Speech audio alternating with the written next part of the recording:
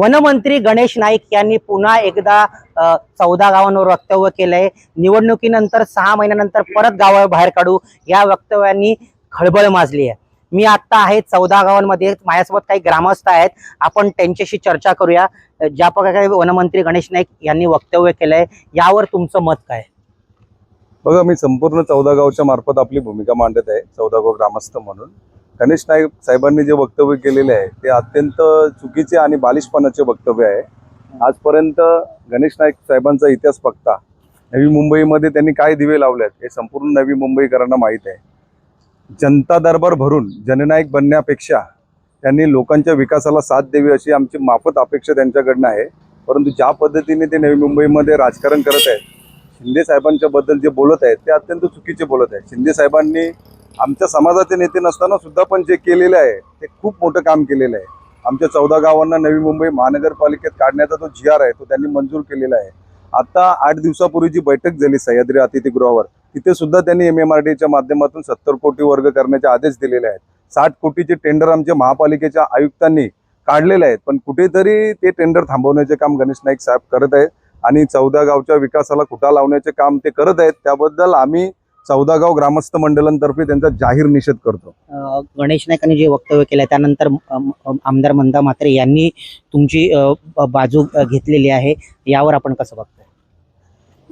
खरं तर मला कळत नाही की नाईक साहेबांना कोणतं नैराश्य आलेलं आहे किंवा 14 गाव आज एवढं दुःखी झालेलं आहे की वारंवार 14 गावाला टार्गेट केलं जात आहे। आणि का कुणास ठाऊक त्यांच्या मनामध्ये काय असं आहे की 14 गाव आपला समाज असून सुद्धा समाजाला बेकडी लात मारून ते मागे ढकलत आहेत। असं कोणतं त्यांनी पुण्य ते त्याच्यासाठी लावत आहेत? मग असं पुण्य तरी कुठलं केलंय की 14 गावांचा सत्यानाश करण्यासाठी ते सज्ज झालेले आहेत?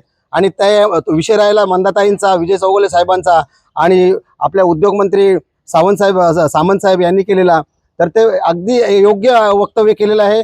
आम्हाला खरं तर त्यांच्या समोर बोलण्याची आवश्यकता पण नाही, पण असं एवढ्या मोठ्या नेत्याबद्दल वक्तव्य करणं, नालायकपणाचे वगैरे त्यांना उपमा देणं हे चुकीचं आहे। त्यांनी नालायक नाही, ते कर्तृत्वाने मोठे झालेले आहेत। तुम्ही तुमचं कर्तव्य दाखवा आणि सज्जेवा। त्यांना खरं तर आता भीती झालेली आहे की या नवी मुंबईची सत्ता ही 100% ही एकनाथ शिंदे साहेब आणि महायुतीच्या वतीने घेतील, ही कदाचित त्यांना कुठेतरी भीती असेल। आणि या 14 गावात कदाचित कुठेतरी एक भीती निर्माण करण्याचा प्रयत्न असेल की कोणी उभा राहिल्यानंतर बीजेपीचा एखादा कॅन्डिडेट उभा करून आणि आपण आपला कॅन्डिडेट उभा ठेवायचा, अशी काहीतरी राजनीती त्यांच्या डोक्यात असेल, म्हणून काहीतरी आपलं ते बदलतात।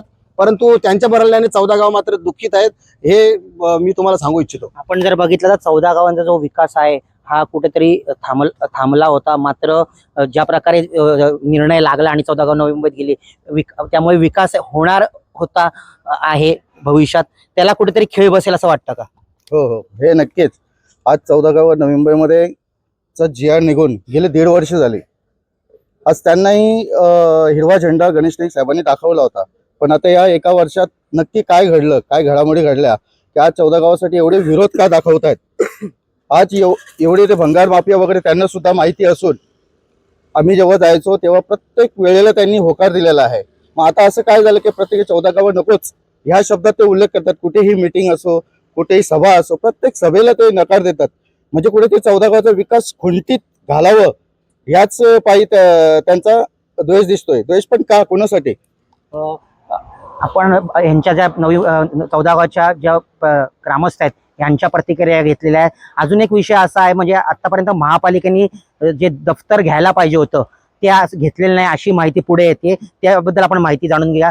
काय सांगाल की आयुक्तांनी सांगितलं दप्तर घ्या, मात्र प्रशासनाने अजून दप्तरी घेतलेली नाहीत, काय माहिती द्याल? ग्रामपंचायत कार्यालयामधून आपण पण माहिती घेऊ शकता। दप्तरे जमा करण्याचे आदेश आलेले आहेत आणि सह्याद्री अतिथीगृहावर जी बैठक झालेली त्यामध्ये स्पष्ट आदेश आयुक्त महोदयांना देण्यात आलेले आहेत।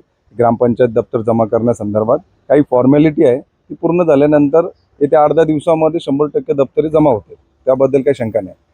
आपण जर बघितलं तर गणेश नाईकांच्या वक्तव्यानंतर ग्रामस्थांमध्ये मात्र त्यांच्याबद्दल रोष निर्माण झालाय। कॅमेरामॅन शुभम सह प्रदीप बणगे, न्यूज 18 लोकमत, 14 गाव।